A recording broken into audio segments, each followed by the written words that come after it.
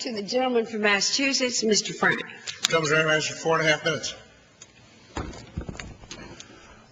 My colleague, the chairman of the Financial Services Committee, asked us to say where we disagree with this resolution. I will be glad to tell you that. This resolution makes factual assertions that I do not believe any member of the House can confidently and honestly make, and certainly not more than 4 or 5 can even pretend. It says, for example, in the resolved clause, that we know, those of us who would be voting for this, as a fact, quote, that the program has been conducted in accordance with all applicable laws, regulations, and executive orders, that appropriate safeguards and reviews have been instituted to protect individual civil liberties. I don't believe any member knows that. Maybe 1 or 2 will claim that. Do members feel free to vote for things and say they know things which they don't? It's also true in the whereases. Whereas the terrorist finance program consists of the appropriate and limited use of transaction information while maintaining respect for individual privacy. That may or may not be the case, but members here don't know it. Let me talk about briefing, by the way. I'm the senior Democrat on financial services, and I have been for 3.5 years. And I was, about a month ago, asked to a briefing. I was asked to a briefing and told that this was about to be made public, and therefore they were going to brief me. But that if I listened to the briefing when it was made public, I couldn't talk about it.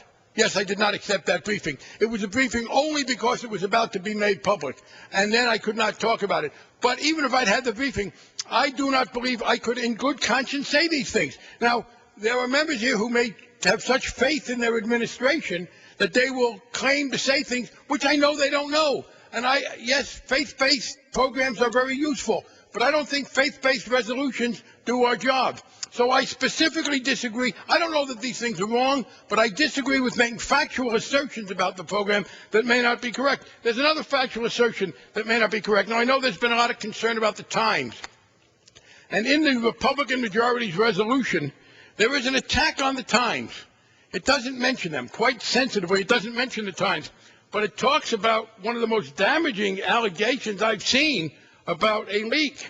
It says on the bottom of page 2, in 1998, disclosure of classified information regarding efforts to monitor the communication of Osama bin Laden eliminated a valuable source of intelligence and information on al-Qaeda's activities. Now, that's a serious accusation to make against the Times. It is, of course, the Washington Times. Somehow that adjective sort of disappeared. There's been a lot of talk about the New York Times.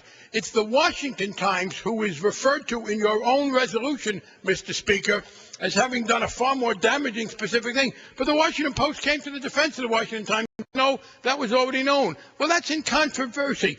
I am not prepared to vote for the resolution which accuses and convicts the Washington Times of having foiled our efforts to find Osama bin Laden without further. I don't know that as a fact. The Washington Post says it's unfair to the Washington Times. You may be prepared, Mr. Speaker, to condemn the Washington Times so clearly for undermining our efforts to find Osama bin Laden. I'm not.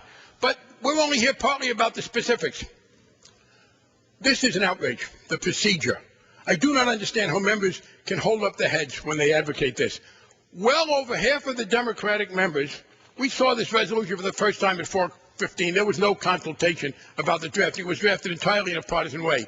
We looked at it and we said we agree with some of it, not others. Yes, almost all Democrats, I think, all agree that we should track the financial doings. And we have a resolution which takes much of the language from the Republican resolution and says that. It says we are in favor of tracking things, and we condemn leaks. We think it's wrong for people to leak. So we would like to have that in there. But we don't want to have to, at the same time, say the Bush administration has done everything perfectly. We don't want to make some of the criticisms of the media that you make, including this denunciation of the Washington Times. We are asking for a chance in a democracy to put forward our resolution where we could make clear that we disagree with some of the leaking, where we make clear that we think you should track the financial records of the terrorists, but we do not want to have to say that we also agree with the administration. That would seem to me a reasonable choice. Mr. Speaker, to the discredit of the Republican Party, you have denied us that choice.